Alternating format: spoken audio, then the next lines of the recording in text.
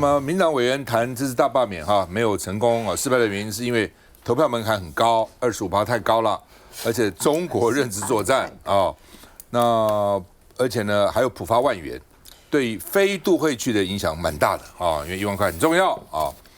那另外呢，民进党人士说，民进党被抗中保台宠坏了啊，因为好像只要打出抗中保台，一切都没问题了哦，其他都可以不重要了，因为这太重要了，其他哪有重要呢？不重要了哦，就像沈富雄那个时候讲陈水扁那时候，长老会的人士牧师还跟陈水扁跟那个沈富雄讲哦，说有比诚实更高的道德，就是诚实没有不重要了，那个台湾独立比诚实还重要了啊，所以就反正就看你怎么讲嘛哈。那另外呢，这个陈培哲中研院士说这是大家选民成功的拒绝独裁了。因为如果说你立法院真的一党独大后，赖清德要做什么就做什么了，根本不要在野党来监督制衡了。所以呢，执政党是以公民团体来遮掩了。因为你柯建铭讲过啊，1月13去年选完，1月15他就跟了赖清德跟卓荣泰商量怎么罢免了，那只是自己出门不好意思找到公民团体出来啊，所以呢是公民团体只是遮掩了。陈培哲说这是知识分子觉醒了，知识分子觉醒了。那另外呢，这个总统要过境美国了说美国是不是有关切罢免失败这件事情？总统府曾经说这是报道不确实，美国哪有管这个事情？美国不管的那联合报是说，请问赖清德主席啦，因为他是总统的主席，承认错很难吗？因为现在你们还是要切割，这都是公民团体搞得跟我们无关到底怎么回事？我们看一下。吴思瑶受访前先一鞠躬，但这次辛苦了，是不是由的其他人说？因为大罢免失利，24位蓝委包围成功，民进党跟罢团间似乎急着找战犯。执政党就是要承担，挑战失败就是失败，这都没有借口，都没有理由。该检讨，该调整脚步。民进党在823的下一站，必然也必须要扛起更重更大的责任。这个罢团本身呢，它已经尽了这个所谓公民的权利，那显然协助者有一定的责任。我们这个协助者责无旁贷的事情。罢团都还在继续啊，所以一定要帮他们加油。罢团有需要，我一定都到场。黄捷一嫂更发出回到岗位开会贴文，但实际观察底下绿委气氛低迷，跟台上的赵伟、牛许婷真的是两个世界。加上萧副总统也发文，民主最大，好多需要审视、检讨、调整的地方。学者小绿园新信更说，太阳花学运以来持续10年的民进党优势时代已结束，迄今高举的抗中保台路线在这次遭到否定，连亲绿名嘴都点名柯建铭话太多，应该为大罢免请辞负责。就让子弹飞一段时间吧，笑骂由人嘛，该受到责难批评，我们都虚心的去检视，确实，没有人100分。726大罢免双方激情过后，民进党内的检讨风暴才正要展开。来，发言人怎么看？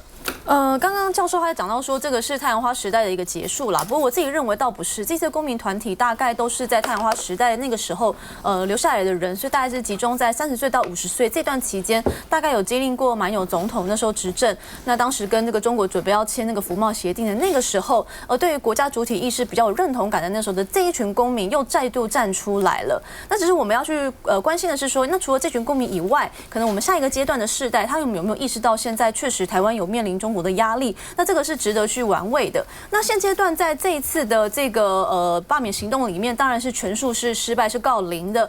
但这个里面我们大家可以去看出说，确实国民党在这一次动这个组织盘真的是非常的厉害，然后也非常的强悍。那有把这个该催出来的票都催出来，所以这个倒是国民党他确实是有很积极的在地方把原来耕耘的组织叫出来。那同时当然每一个县市首长其实也施了蛮多的力量。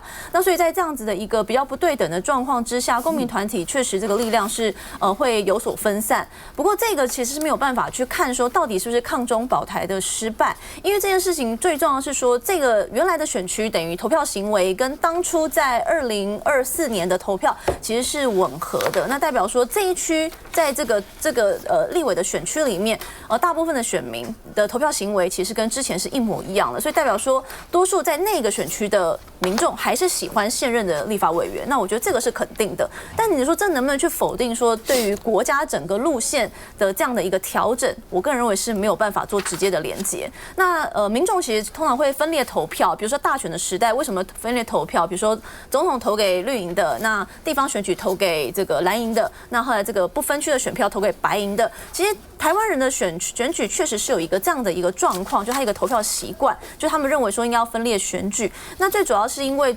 中央的层次当然就是整体的国家方向，而地方当然可能更关心的是服务，或是我能不能给你更多的相关的这个好处，那包含是建设等等的。那所以在投票上面，他的诉求他着重的方向会不一样。那只能说国民党确实在他的选区经营的确是成功的。是的，我想这2天我们看到很多的来自民进党的一些讲法，他一个非常谬误的讲法是，哇，国民党的基层组织才非常的扎实，这次呢动了很多的组织票。对不起啊，这从这个联署到现在，国民党一大堆的主委都抓起来关了，执行长抓起来关，黄宇还在没？还在牢里面。我们2个最重要的书记长，国民党组织几乎是空了。对，国民党党部最重要的3个人，现在都还在这个土城看守所。我请问拿来组织票？真的啊？到底真的？我是称赞你们。不要用组织票来为自己。对，我觉得不要去用组织票来去昧于这个现实到底发生了什么情况。我觉得这一次对国民党很好，在党组织全部都空的情况下，学习用风潮的方式，用空军的方式，用网络的方式，然后用鼓动民心的方式，让大家去踊跃投票。其实这一次的作战呢，对国民党来说是个转型的作战。以前我们非常相信我们自己的组织战，然后呢靠的什么小组啊等等等等。事实上，赵哥也知道，事实上我们在选举也都知道，现在变什么情况？看自己，你们组织战这个有用，就不会搞那么多死人联署，是根本跟党员就没有联络。所以这一次的成功根本不要把它归功于什么国民党组织战很成功，是人民讨厌民进党胡闹，就这么简单。我这2天不管是碰到平常投票前都没人去谈这个，看到我说爽。我这边是没有投票的，我这边的罢免可是被没收的啊！我那边是吴思瑶这一区，但是看到我就爽，连我知道平常比较绿的人都说民进党活该，这是大家的心态嘛，就觉得说你当家的闹事，然后呢这个选后的检讨还把它推给其他人，自己不面对，你这样的一连串的做法根本是错的嘛！你包括赖清德到现在结束3天了还不出来，你是个党主席你一个党主席，你有权利说停就停。你的领导做什么？做的是判断决策，你的判断显然是错误了嘛，决策也是错的嘛。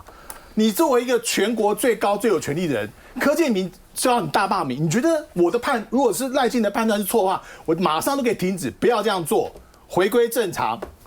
可是你过去1年没有这样做啊，所以你是放纵整个局势依于湖底。急速往下走，所以我觉得赖清德不要再拖说这什么公民团体，公民团体很尽力，但是公民团体很多资讯错误，就是你平常告诉他们的，就觉得国家快亡了，蓝白继续在掌控国会，阿共就要打来，这你平常就灌输大家，那不为这种灌输的错误，难道不需要道歉吗？这样对于这些公民团体我还是蛮钦佩的，因为的确这些公民团体有很多是。刮风下雨日晒都在路边这样他们有很多是被民进党说服了，就说他很怕共产党来，因为共产党来了，共产党来不得了了。那共产党来，你们蓝军呢又不像民进党那样子奋力抵抗，所以就恨你们蓝军，甚至他又讲你们什么反正轻功卖台，所以很多那种霸团哇那个眼睛都闪着那种仇恨的光，这是我最担心的。台湾不应该是会变成这样子，大家都爱台湾嘛。大家都不愿意看到共产党来台湾把台湾拿去，谁要呢？但是问题是，爱台湾有不同的方式，也不能说你那个台独你那个每天他妈喊打喊杀就是对的方式嘛？那个能解决问题吗？所以有不同的方式，大家都爱台湾，没有要搞成像敌人一样，这是一个。另外，刚刚思刚讲其实这是整个反罢免最幸运的是谁？你知道？吴思瑶，真的是吴思瑶，不是叶元之。这是如果不是你们那个张克进跑了吴思瑶就被罢免掉，保证被罢免掉。你相不相信？一定是。我觉得张克进也要觉得自己很，我不知道怎么讲，要讲什么。可是他们也司法迫害。那不管了，那怎么样你也不可以跑掉了。就你怎么跑掉，我是不会原谅你的。你怎么可以跑掉在那个最后一刻？你自己想想看，如果你当时你不跑掉，领衔成功，2阶段是过的，吴思瑶会被罢掉。所以吴思瑶是最幸运的人。好，这不管他了。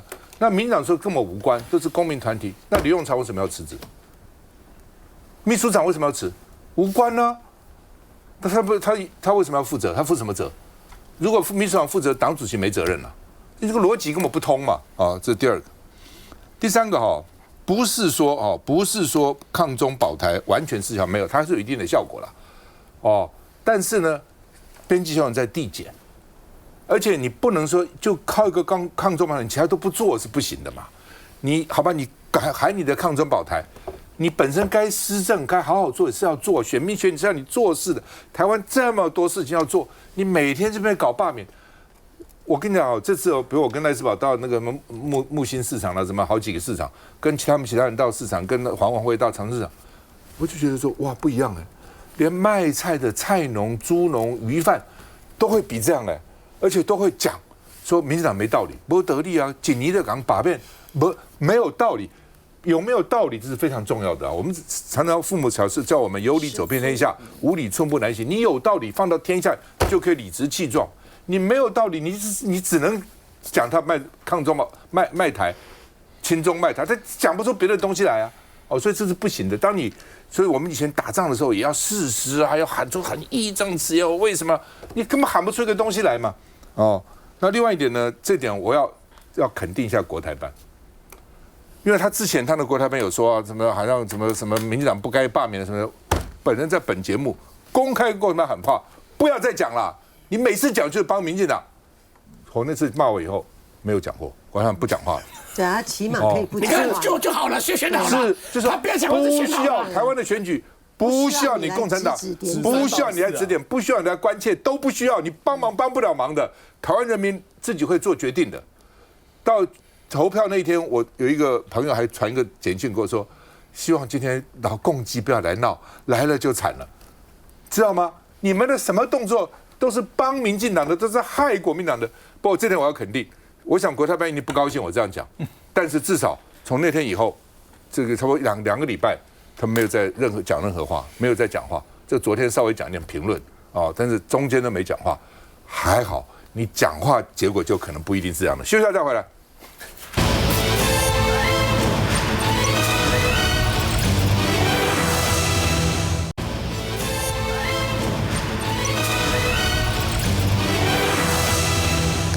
曹先生说823罢免，好了，我们不管了，让民进党自己去这个让民进党去努力所以呢，这个民进党说这跟我没关，罢免跟我无关。那现在所以我在讲，我已经脸书上连续今天下午就发第2篇给赖清德，我说好，民间团体大头目曹先生已经说他不管，那你们又说不是你们。那就宣布算了，停止好了，不就这样吗？因为本来你说不是我嘛，是他嘛，那他现在说我不干了，那还有谁呢？你逻辑上不就是就算了吗？就停了吗？刚才吴思瑶说他们要接手了啦，就不通了嘛？什么？你们接手，就表示，要不然就你原来说这个不是你是假的要不然就是这个，反正就是不逻辑上你说是他说我现在不要搞了。那你还搞什么呢？就赶快停了。你再搞下去又是劳师动众，劳民伤财，他都累得个要死。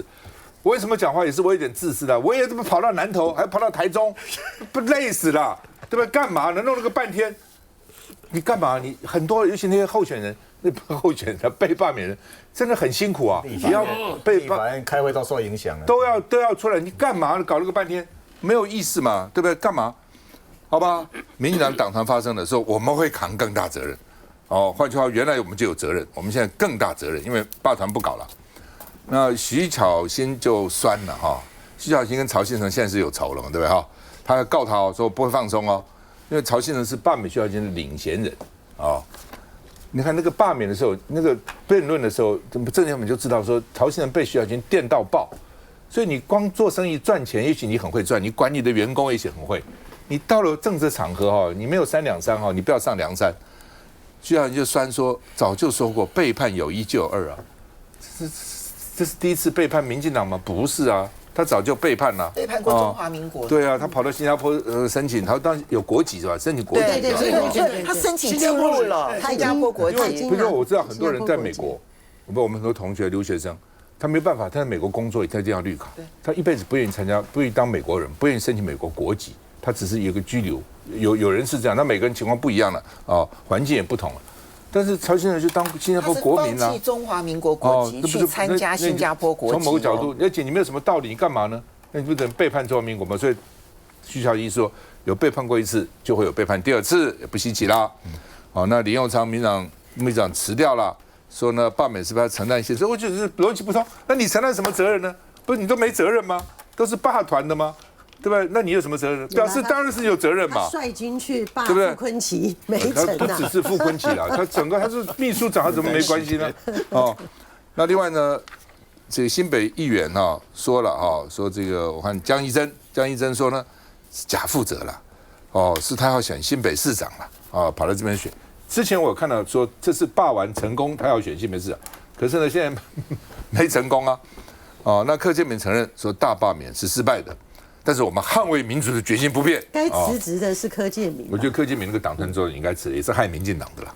民进党其实很多人也对他不满，但也不敢讲哦。所以民进党这点很奇怪，民进党以前是大鸣大放的，怎么知道现在碰到赖清德也不敢讲，碰到柯建铭不敢，通通不敢讲。这跟民进党早期的是完全不同的。早期的时候天王老子我也不怕。罗志祥说柯建铭已经定调，823罢免民进党还要继续往前蛮干，就是不停了，还要继续干了我们看一下。这就不讲了哈。这个总统是不是坦言跟绿营步调不一，有没有与总统通话也不正面回应。26号罢团发起人曹兴诚这段访问埋下伏笔。24件罢免案全军覆没，经历1夜之后，曹兴诚27号中午写了封给志工们的信，表示他在24案完成2阶联署后就公开表示罢团能力已耗竭，但民进党却推脱，只想当不用负责的侧翼。当时他就感到不妙，所以823的罢免，曹兴诚劝大家放下，就让民进党去努力吧，因为那是蓝绿对决的仗，我们打不起，也是民进党翻转国会的最后机会，责任重大，我们更承担不起，不必为民进党耗尽所有能量。或许也是因为在败选第一时间，民进党强调大罢免是公民行动，无关政党对决。针对外界的很多建议呢，民进党都会虚心接受。那民主进步党呢，身为执政党，我们也会更努力的来回应人民的期待。遭曹兴诚公开炮轰，民进党愿虚心接受，毕竟双方一度紧密合作。大罢免没有大成功，全部乱成一锅粥。对蓝营来说，现在是隔山观虎斗，因为像是自诩罢免之功的英霸徐柏岳，就在26号开票现场扬言阻挡，并点名这场罢免行动有人有所保留，有人真的不是很乐意的。全心的付出，有所保留，帮助我做个云端政党，叫做台湾公民党，好不好？党员有50万、80万的时候，我们就有政治影响力，我们就可以推派自己的人选。我告诉各位，我们一定要赢回我们新的这一代，好不好？谢谢英爸的一番勉励，紧急收场，更换来宾。凤青对曹先生多了解？我对于他当初怎么样子巧取豪夺联电，怎么样把张忠谋赶走，印象深刻。大家看了《造山者》，可是没有看到更多《造山者》内幕的当中的很多的故事。造山者是一个讲当时半导体的影片对，拍得很好，纪录片好，纪录片很好。我觉得我就很懒得去谈这些跳梁小丑，或者是有人称之为叫做拐瓜裂枣。但我想要说的是，我其实从一开始的时候我就定调说，这一次呢是对赖清德的信任投票，而赖清德到底能够催出多少他自己在去年得到的票，其实是我一个很重要的观察点。那我现在呢，因为我从在选前的时候我就已经把赖清德的得票数去除以选举人数，这跟得票率又不太一样，因为得票率的分母是投票人数，而不是选举人数。那我把这个他的得票数去除以选举人数，那时候我其实列出了大概5到7个的这种决战区、对决区。大概这一次呢，除了花莲跟新竹超过我的预期之外，其他的超过25%都是如我预期的，所以我本来就预期说他不可能有太好的成绩。那但是接下来的部分呢，就是细腻去看每一个被罢选区呢当中的这一些委员的应对，还有整个社会的气氛。可是我想要说的是呢，赖清德这一次所主导的大罢免，国际媒体的认定都是赖清德的重大挫伤。抗中保台这个牌不再那么样子的有效。不只是小笠原这样说，其实你看到说，包括了彭博资讯啦，然后包括了这个就是路透啦、金融时报啦，然后呢，包括了法新社啦、产经新闻啦，还有 NHK 啦，他们的分析都是一样，就是民进党从2014年开始打抗中保台牌，太阳花运动到现在10年了。其实他去年这一招已经用到了极端了，就是赖清德的抗中保台牌，你不要忘了，在去年选前的时候还发布空袭警报啊，就后来是一个卫星发射，例行性的卫星发射的一个经过，就它变成空袭警报，激发起那个整个对中国大陆的恐惧，火箭变飞弹了，它已经变成了一个抗中保台牌的极致所吹出来的票。那这一次他打的还是抗中保台牌。各位，我分析完了之后啊，他呢在人口密集区的都会区，其实吹票的效率是很好的哦，92%到97%，所以台北市的吹票率很高哎。就是你看到说，比如说像是这个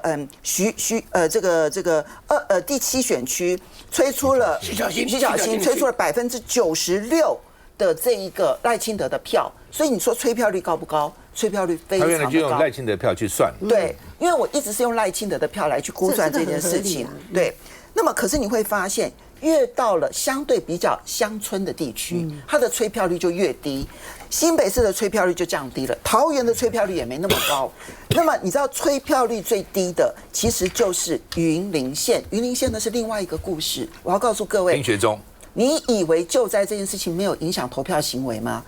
云林县最后投出来的同意票只有赖清德的1/3哦，33.8%。很多人说是因为地方的民进党政治人物没有动，我觉得可能是因素之一。可是他最有可能要去解释的，就是不要忘了云林也是丹纳斯台风的灾区，受灾很重，受灾这么重。你对灾区所做的事情，灾区民众点滴在心里。你在台北市的演播室里头，然后呢，这个就是摄影棚里头，然后那边侃侃而谈，然后巧言如簧，然后说没有灾区的问题，都是虚假的，都是谣言。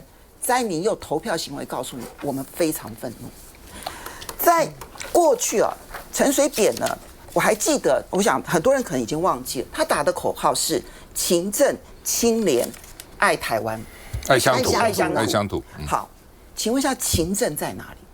灾区发生了这种状况，我们只看到总统去跟灾民对杠，我们只看到市长点名说：“哎呀，这些有一些网络上的谣言、语言，通通都是谣言。”弄到那个网红出来说：“我只是回家看看我的老家，我拍摄了我老家受灾的状况，我居然被黄伟哲市长点名。”你知道这件事情其实是有很多的愤怒的。什么叫勤政？请问勤政在哪里？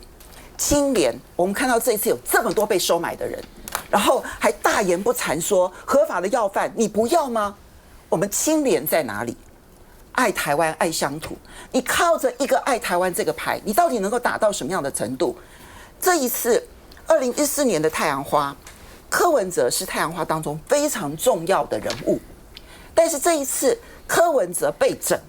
然后呢，包括了整个民众党全部都跳进来，然后支持反罢免的这一方，是你自己把太阳花当中非常重要的一股势力打到了你自己的队里面，再用抗中保台牌，赖清德你不可能再继续的选下去。但是赖清德会不会觉悟？我观察每一次的选举，只要面对选举结果真心反省的，就会下一次继续成功。但是面对选举结果，然后还固执冥顽不灵的，就只有等到你下台的那一天，大家才会唾弃你，然后你才会知道人们对你的唾弃。